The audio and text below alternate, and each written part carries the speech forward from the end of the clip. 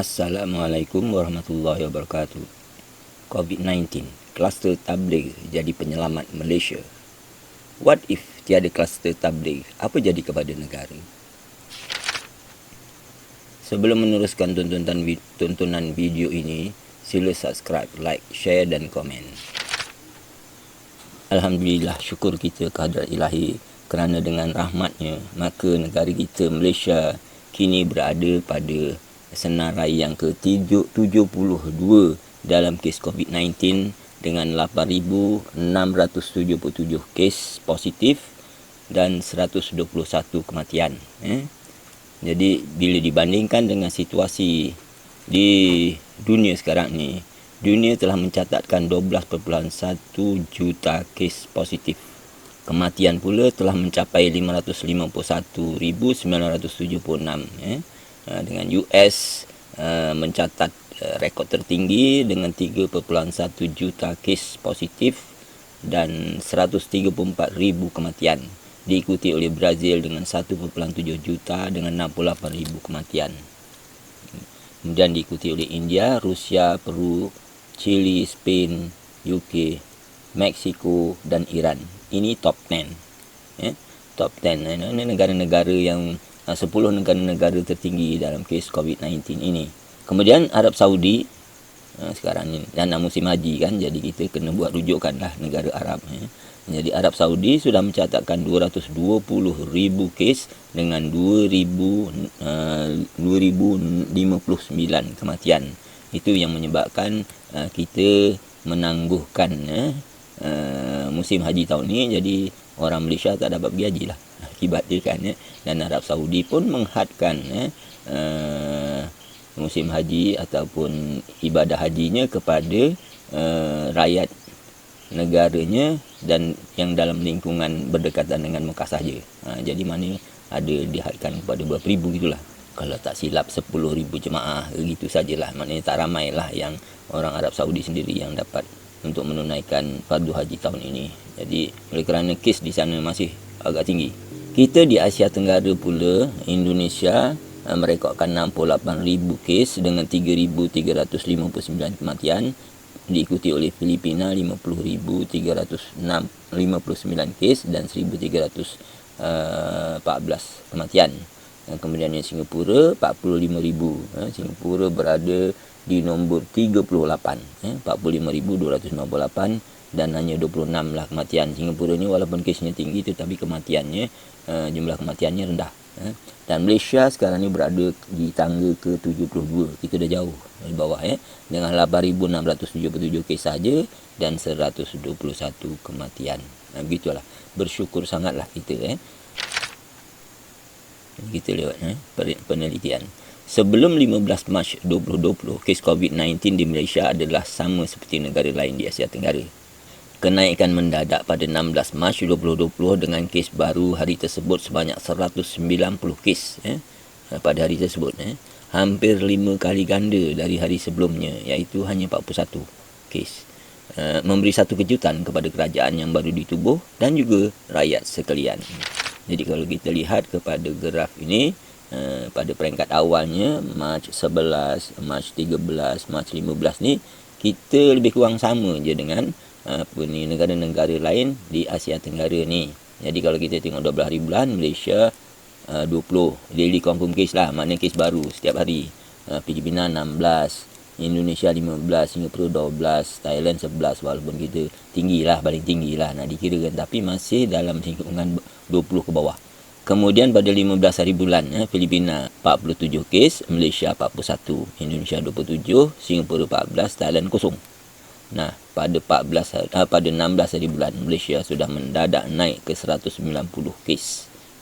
Thailand 32, yang lain 32, Filipina 29, Indonesia 21, Singapura 12. Kita mendadak naik ke 190. Jadi kalau kita lihat pada graf ni, daripada 41 mendadak naik ke 190. Ini menjadi satu kejutan. Jadi terkejut semua.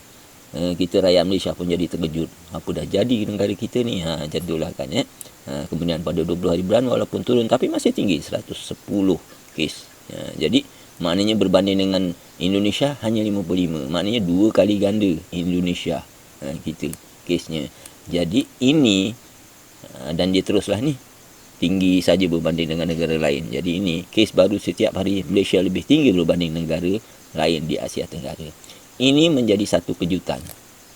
Pihak kerajaan pun jadi terkejut, rakyat keseluruhannya jadi terkejut. Waktu itu kes di ni bila kita bandingkan menjadikan total jumlah kes kumulatifnya.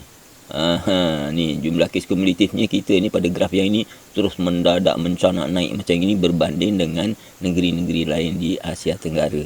Yang ini memang menjadi satu kejutan. Maknanya bermula daripada 16 hari bulan ni menjadi terkejut. Kita, pemerintah, kerajaan barunya semua jadi terkejut. Jadi akibat dia macam ni kan, 17 hari bulan, 15 hari bulan 238 kes. Mac 16 dah jadi 428 kes. 17 hari bulan 553 kes negara lain. Macam kita 2 kali ganda, 243 ni Singapura. Lepas tu Mac 18 kita dah 600 lebih. Banding Singapura hanya 266. Jadi bayangkan kita dah mula mencanak naik macam inilah. Nah ini menjadikan satu perubahan minda kepada kita rakyat Malaysia dan juga kepimpinan kerajaan baru yang baru tertubuh tu tadi kan. Dan terus kita melihat di mana sumbernya. Mana yang paling banyak sekali penyumbang kenaikan mendadak ini adalah berpunca dari kluster tabligh. Maknanya jika kita ambil kes pada 20 hari bulan Mac tu, Malaysia ada 900 kes, 2/3 daripadanya, hampir 2/3 lah, maknanya hampir 600 ini adalah daripada kluster tabligh. Jadi bayangkan, ini memang menjadi satu kejutan. Kalau kita macam gini je ni, kita sama dengan negara lain. Ni. Jadi hampir 2/3 dari keseluruhan kes positif adalah dari kluster tabligh ni. Apa akibatnya? Akibat dia kita pun terus membuat bandingan. Kita terus membuat bandingan dengan negara yang sedang dilanda teruk waktu itu, iaitu Itali. Waktu itu kes di Itali mencanak naik macam ini. Tinggi macam itu kan ya. Kalau kita lihat pada 18 hari bulan Mac tu, Itali sudah ada 31,000. Malaysia waktu tu 673. Jadi ini pun kita dah tinggi berbanding dengan negara-negara lain di Asia Tenggara. Jadi kita terus membuat bandingan. Secara psikologinya, kita tak mahu negara kita ni jadi. Kita terus membuat bandingan dengan kes di Itali yang sedang menaik secara mendadak waktu itu. Kita tidak mahu jadi seperti negara Itali itu dalam kes wabak COVID-19 ini. Macam kita buat mindset lah waktu tu, kerana kita tak nak jadi seperti yang berlaku di Itali dengan kematiannya yang begitu tinggi, kesnya yang begitu tinggi menaiknya tu kan, kita jadi takut. Jadi ini semua mendatangkan satu perspektif minda kepada bukan sahaja rakyat Malaysia tetapi juga kepada pihak kepimpinan, yang ini kerajaan. Itu yang membuatkan pada 18 hari bulan kita pihak kerajaan mengambil tindakan memulakan perintah kawalan pergerakan. Jadi dengan mindset yang ada itu, keadaan ini yang membentuk satu perspektif minda atau mindset di kalangan pemimpin dan rakyat keseluruhan untuk kita tidak jadi seperti yang berlaku di negara Itali yang sedang parah dilanda wabak COVID-19 waktu itu. Dengan mindset bahawa negara kita adalah yang paling teruk berbanding dengan negara Asia Tenggara lainnya dalam kes wabak COVID-19 ini, kerajaan melancarkan perintah kawalan pergerakan PKP bermula 18 Mac 2020. Rakyat dengan mindset yang sama patuh akan arahan pihak kerajaan kerana tidak mahu negara ini menjadi seperti yang berlaku di Itali.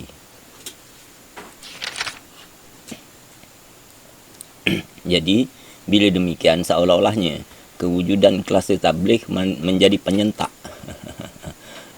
pengejut, sehingga mindset kerajaan dan rakyat menjadi seperti yang kita ada. Akibatnya kerajaan mengambil langkah PKP dan rakyat pula jadi patuh dengan arahan kerajaan kerana telah sedar akibat kewujudan kluster tabligh. Jadi kes baru setiap hari Malaysia lebih tinggi berbanding dengan negara-negara lain di Asia Tenggara. Ini yang jadi menjadi peringatan kepada kita, oh kita kena buat sesuatu, kita tak boleh macam rakyat negara lain. Bagi rakyat lah kan, kita harus berbuat sesuatu. Sebenarnya bukan mudah untuk membuat sehingga rakyat semuanya patuh dengan arahan kerajaan. Tapi kejutan dengan kluster tabligh ni secara tidak langsungnya membuatkan rakyat jadi akur, patuh dengan segala arahan SOP yang kerajaan laksanakan. Inilah sebenarnya penyelamat kepada negara kita Malaysia.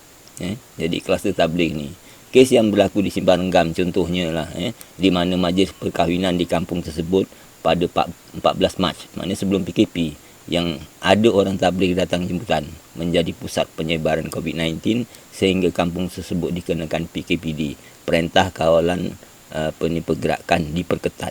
Maknanya orang dalam kampung tu tak boleh keluar dan orang luar tak boleh masuk. Bekalan makanan semua diberi, dijaga, dikawal oleh tentera dan polis. Sampai begitu sekali. Ini berita ini tersebar ke seluruh negara dan menjadi peringatan kepada semua. Jadinya rakyat tidak berani untuk membuat majlis-majlis perkahwinan ke apa benda semua, sebab ini dah berlaku di Simpang Renggam. Jadi ini semua ni sebenarnya membentuk satu mindset kepada rakyat Malaysia, sehingga menjadi mudah untuk patuh terhadap apa juga arahan yang diberikan oleh kerajaan. Okey, what if? Ni kita sajalah, kita tengok macam kita belajar daripada sini ni. What if tiada kluster tabligh di awal wabak COVID-19 ini? Macam negara-negara lain kan tak ada dia kes-kes macam kita ni kan, kes kluster tabligh ni kan. Kes ni negara kita akan berada sama seperti di negara-negara lain di Asia Tenggara. Kerajaan dan rakyat akan berasa selesa dengan keadaan itu dan mungkin tiada PKP dilaksanakan. Macam peringkat awalnya kan, negara-negara lain kan tak ada buat. Tak berapalah kan buat PKP ni kan, ataupun movement control order, ataupun lockdown kan. Jadi tidak wujud kejutan minda sehingga seluruh rakyat jadi perhatian akan bahaya dari wabak COVID-19 ini, terutama di peringkat awalnya. Jadi bersyukur sangatlah kita akan kewujudan kluster tabligh yang telah menjadi kejutan sehingga semua menjadi sedar dan bertindak sewajarnya. Nah, kita lihat sejarah kes baru setiap hari bagi negara kita di peringkat awalnya ni kan sebelum daripada 18 Mac, sebelum daripada PKP. Ni PKP 1, ini PKP 2, 1 hingga 14 April, PKP 1 18 hingga 31 Mac, PKP 2 1 hingga 14 April, PKP 3 15 hingga 28 April, PKP 4 29 hingga April hingga 12 hari bulan Mei. Lepas tu 4 hari bulan Mei kita mula PKPB. PKPB ni perintah kawalan pergerakan bersyarat. Longgar sikit lah. Lepas tu PKPB yang kelima lah ni kan 13 Mei hingga 9 Jun. Dan sekarang kita berada di PKPP, perintah kawalan pergerakan pemulihan yang ke-6 lah ni, fasa ke-6, 10 hari bulan Jun hingga 31 hari bulan Ogos nanti. Jadi bila kita kenang sejarah, bila dilaksanakan perintah kawalan pergerakan fasa pertama bermula 18 Mac tu, waktu tu kita dalam fasa menaik. Kes baru setiap hari meningkat, mencanak macam ni lah. Jadi ini yang membuatkan kita semua jadi takut. Takut jadi macam apa? Macam yang berlaku di Itali, yang banyak berlaku penambahan kes dan juga banyak berlaku kematian kat situ. Kita jadi takut dengan perintah kawalan pergerakan yang begitu ketat lah di peringkat awalnya itu. Bila habis PKP 1 masuk ke PKP 2, kita mula nampak hasilnya, di mana kes baru setiap harinya tu menurun. Begitu seterusnya pada PKP yang ketiga. Jadi PKP 2 dengan PKP ketiga ni kita nampak jelas penurunannya, hasil daripada tindakan kita bersama seluruh rakyat Malaysia menjaga SOP kepada PKP itu kan yang begitu ketat. Jadi kita nampak hasilnya. Itu yang membuatkan rakyat Malaysia begitu patuh dengan SOP. Pasal dia nampak hasilnya. Dan waktu itu kita memulakan pada PKP 4 ni kita mula mengizinkan anak-anak yang di luar negara belajar ataupun pekerja-pekerja yang di luar negara untuk pulang. Pasal waktu itu wabak ini sudah melanda seluruh dunia. Jadinya kita izinkan dulu anak-anak ni pulang. Maka sebahagian daripada mereka yang pulang ini membawa kes daripada negara tempat mereka belajarlah. Tu. Jadi maka berlakulah pertambahan kes. Tak apalah, setidak-tidaknya kita sengaja mengizinkan anak itu balik daripada luar negara. Kemudian daripada itu, pada 4 hari bulan Mei, kita mula membuka sebahagian daripada aktiviti seperti perniagaan. Macam tu, kita mula buka, itu yang dinamakan PKPB, Perintah Kawalan Pergerakan Bersyarat. Maknanya tu, sebahagian daripada aktiviti perniagaan dibuka. Dan nyatanya, walaupun beberapa aktiviti dibuka, kita masih mampu untuk mengawal kes tersebut. Maka pada PKPB kelima, iaitu bermula daripada 13 Mei itu, maka kerajaan mula mengambil tindakan kerana didapati kes-kes banyak jugalah berlaku terhadap yang bukan warga negara. Jadi kemudiannya ini menurun, kemudiannya ini akibat daripada keizinan membawa pulang anak-anak itu tadilah. Jadinya kita jadi macam ini. Dan selepas daripada itu, kerajaan memberikan tumpuan kepada bukan warga negara termasuk parti pendatang asing tanpa izin. Pasal waktu itu seolah-olahnya kita sudah dapat mengawal keadaan. Jadi kerajaan memberikan tumpuan pula kepada yang bukan warga negara. Dan di situ sebahagian daripadanya parti atau pendatang asing tanpa izin ini ada yang ditangkap. Dan seperti yang berlaku, satu kejutan besar iaitu pada hari raya pertama itu pertambahan kes adalah 60 sahaja, tetapi hari raya kedua sudah meningkat ke 170 lebih. Jadi ini semua menjadi satu kejutan. Dan hari raya ketiga 100 bertambah lagi lah 180 lebih kan. Jadi sebenarnya benda ni, peningkatan ini adalah daripada parti yang telah ditangkap dan dimasukkan ke depo tahanan immigration. Jadi mereka ni semua disaring dan didapati positif. Banyak yang didapati positif kan. Dan itulah makanya dalam musim raya itu kerajaan membuat banyak tindakan sehingga contohnya pada 4 hari bulan ni, kalau tak silap kan, 4 hari bulan Jun, semasa membuat saringan parti di depo immigration Bukit Jalil, terdapat 277 peningkatan hari itu, dan 270 daripadanya adalah daripada parti yang berada di depo tahanan Bukit Jalil. Dan selepas daripada itu kita balik kepada normal. Dan pada PKPP bermula daripada 10 Jun tu, jumlah kes baru kita sudah berada di bawah daripada 50. Sudah rendah lah. Jadi dah jauh rendahnya. Jadi kan di kawasan merah ni PKPP 6 ni lah, fasa ke-6, 1, 2, 3, 4, 5, 6 lah. Ni nanti sampai 31 bulan Ogos. Jadi bila kita lihat aktif kes pula, maknanya kes yang aktif setiap hari ni, ni tadi ni PKP fasa 1, fasa 2, fasa 3, fasa 4, fasa 5, fasa 6 ni kan. Kita boleh tengok lah dekat sini ni. Yang di sini ni pada PKP keempat ni kan kita mengizinkan anak-anak dan juga pekerja yang berada di luar negara untuk pulang. Ni yang kita terganjak. Berlaku peningkatan kes aktif akibat daripada ni kes import lah ni. Maknanya anak-anak dan pekerja yang di luar negara tu balik bawa kes tu daripada negara mereka beradalah, macam tu, daripada UK lah, daripada kalau pekerja ni banyak daripada Singapura. Kemudian yang sini pula ni pada PKPB yang kelima ni, ni dekat-dekat nak raya ni, ni adalah daripada kelompok parti bukan warga negara lah. Ni yang jadi ni.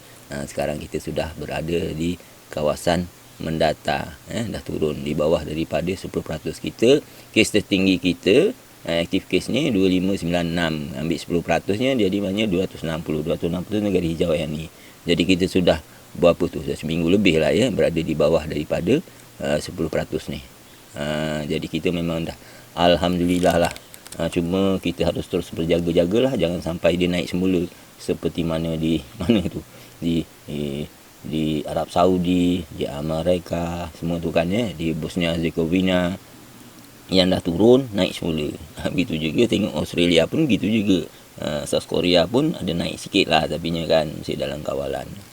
Kita tak maulah benda tu macam tu. Jadi aktif kes kita dah lebih kurang ni kan ya. Julai 8 ni sudah tinggal 70. Alhamdulillah lah, jauh di bawah ni 10%, yang 260 lah. 10% daripada 2596 tu kan 260. Ni kita sekarang dah 70. Jadi dah jauh di bawah 10%. Jadi dah syukur sangatlah kita dengan keadaan tu. Jadi kesimpulannya, kewujudan kluster tabligh di peringkat awal wabak COVID-19 sewaktu kes berada di bawah 500 kes memberikan impak yang besar terhadap cara Malaysia mengendalikan wabak COVID-19 ini. Kejutan dari kes bersumberkan kluster ini memberikan tahap kesedaran yang tinggi terhadap kerajaan dan juga rakyat, sehingga pihak kerajaan mengambil tindakan yang sewajarnya dan rakyat yang telah sedar pula akur dengan segala SOP yang kerajaan kenakan. Hasil tindakan bersama ini kelihatan pada awal PKP 2 di mana kes baru setiap hari mula menurun.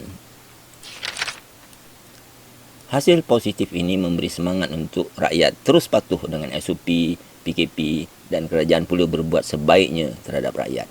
Jadi seolah-olahnya kewujudan kluster tabligh ini bertindak sebagai tanda peringatan awal agar kita secara bersama berbuat sebaiknya untuk menangani wabak COVID-19 ini. Tanpa kluster tabligh ini, angka kes kita akan sama dengan negara lain dan tentunya tiada tindakan drastik akan diambil dan akibatnya wabak COVID-19 di negara kita akan sama seperti di negara lain. Jadi seharusnya kita bersyukur dengan kewujudan kluster tabligh ini sehingga wabak COVID-19 terkendali dengan baik di negara kita. Begitulah rencana Allah terhadap negara kita. Itu yang terbaik. Sekian, wassalamualaikum warahmatullahi wabarakatuh.